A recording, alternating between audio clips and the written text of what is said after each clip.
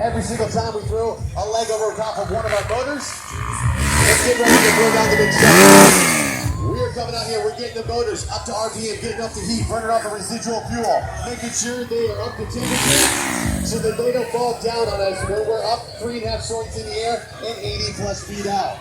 Another thing we're going to be going through is you see my guys right now coming down the runway. They're not only checking the runway, but they're checking out this. 8-foot tall metal launch. That metal launch is going to send us 3.5 stories in the air. That slight breeze we're feeling on the ground, and that slight breeze that you're feeling when we 3.5 stories in the air with a 2.5 motorcycle, that slight breeze is totally different. What they're watching is the flags are talking about big blue metal circle over there. See the new flag stopping?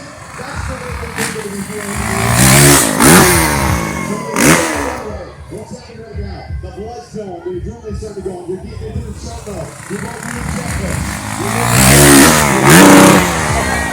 We're hitting the launch, we're able to see which way the wind's going to hit us in the air. If it's a tailwind, we roll out the throttle and let the wind.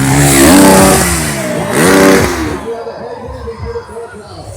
If it's hitting us on the right, we take off to the far side of the lip and try to push it to the center, or vice versa.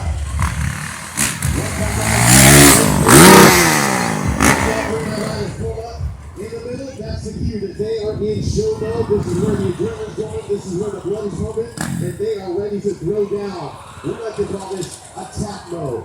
The reason why we call it attack mode is because it takes a lot of focus to be in the air on a motorcycle, flying anywhere from 3 stories to 4 stories up, and sometimes anywhere from 60 to 100 plus feet out while doing tricks. Looks like my guys are good to go. All my boys, thumbs up. You guys good? Thumbs up for my boys. They're ready to go. Well, here's the things that we want to look for.